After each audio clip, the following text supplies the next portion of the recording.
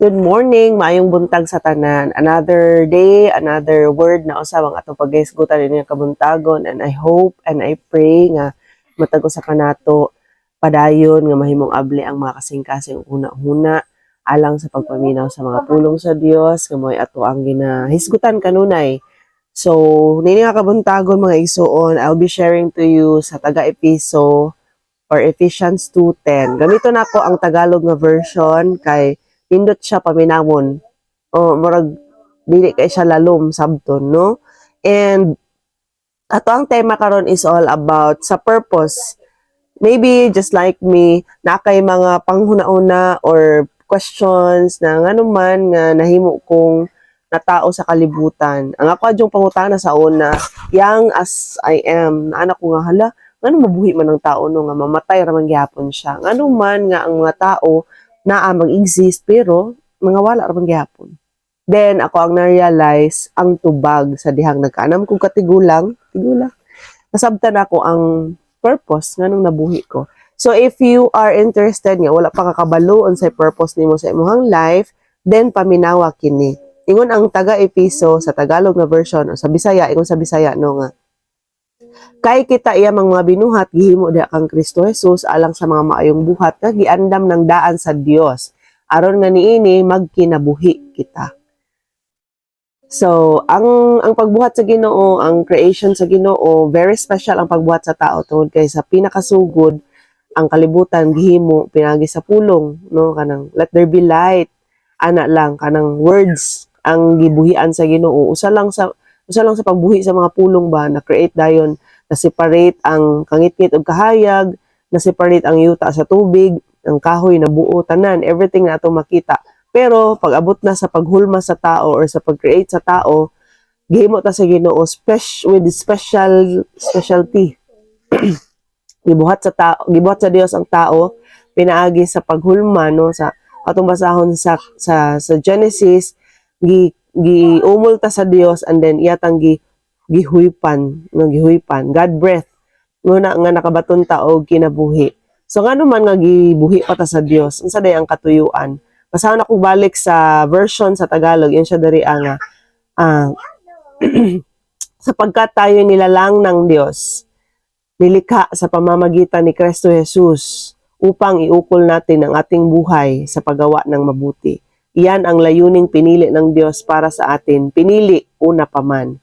So, naisgutan diri nga upang iukol natin ang ating buhay sa paggawa ng mabuti. So, muna siya ang pinaka-rason, pinaka-purpose, pinakadako kay nga katuyuan, nganong ikaw ug ako na ama nag-exist. So, dili lang siya char-char, dili siya aksidente, unlike sa ato ang panghuna-una usahay ba nga walay kapuslanan ang atong pag-exist, wala raman noon sa kay ano mang nama ko diri ako.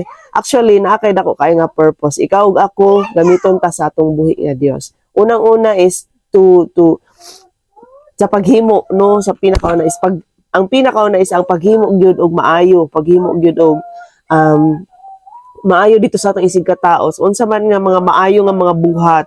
So ang ako yung nasabtan pinakauna is to reach out more kay daghan kayo ang napariwara, no, dili man ko ingon na perfect. Kung walay naga-share sa ako, walay naga-pray para sa ako sa una, dili sad ko makaila sa Ginoo, dili sad mabago akong kinabuhi, dili sad ko magmatarong, dili sad ko magkinabuhi nga matarong or subay sa kabutan sa Dios. Muna ang gusto ang Ginoo ang matag usa sa ato, magbinuhatay og maayo, no, sa usa ug usa aron nga ang matag usa sa ato agyod makabig dira sa tiilan sa Dios. Dili gusto ang Ginoo nga maadto ta sa mali nga dalan, dili gusto ang Ginoo nga maadto ta sa hell or sa impyerno. Gusto ang Ginoo nga kitang tanan sa pagbalik sa Dios, no, sa pag-abot sa panahon sa hukom, ang tanan gyud makapasar. So mo na siyang pinakadako nga katuyuan, dili lang para mahimo kong teacher, dili lang para natay matawag nga profesyon sa kinabuhi, bisag unsa man ang atong estado karon sa kinabuhi, pantay-pantay ta, parehas ta, higugma ta sa Dios, giatiman ta sa Dios, ug dunay katuyuan gyud ang matag usa. I don't know what's your purpose sa imong life. I mean, unsa ka nga ministry gibutang sa Ginoo, asa ka maayo sa pag-encourage ba, sa paghatag ba, sa pagwali ba, sa pagtudlo ba, bisan unsa basta kay maayo at tubangan sa Ginoo. Dili ang katong pagbuhat bitaw og daotan para mo survive, dili manglamang, dili manikas, dili manulis, dili mangawat, dili mo patay, but sa pagbuhat gyud og maayo. Dili aksidente ang ato ang pagka-create.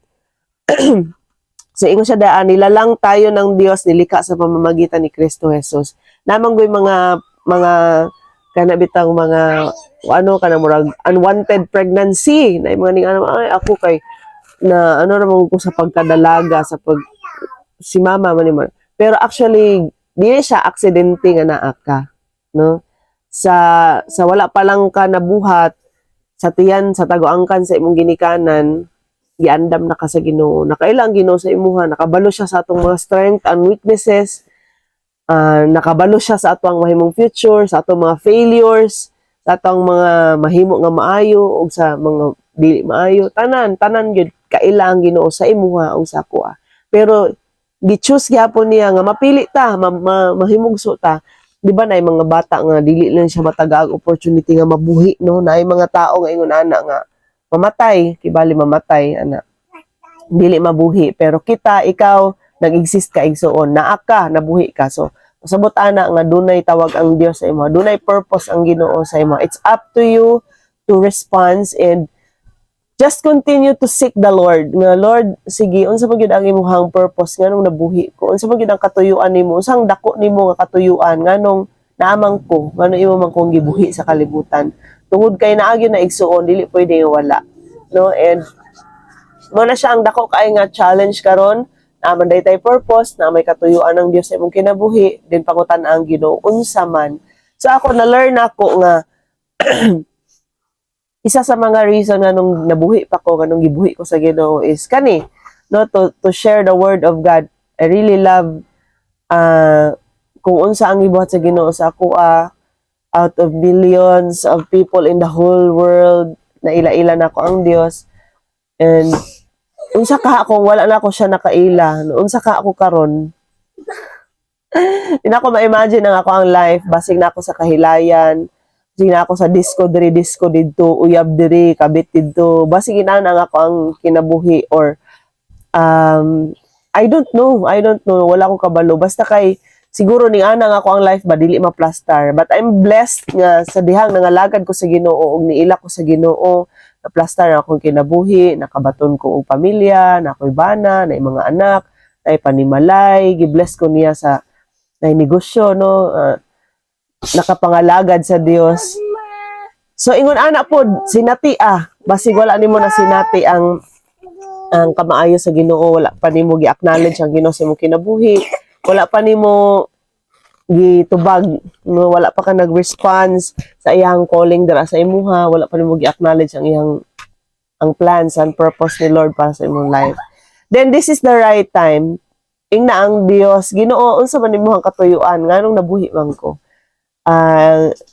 I'm sure God will lead you, and basta ang pinakauna lang yun nga step is dawata ang Dios sa imong kinabuhi. Ingna siya nga gidawat nimo siya as your Lord and Savior. Dili religion ang makaluwas sa ato igsuon, but ang ato ang relationship dira kay God. And na ang Bible, let us read the word para mauna siya ang ato ang guide padulong sa tama nga dalan. Wala siya ang ato ang mapapa kumbaga, no, sa ato ang journey, sa ato lakaw.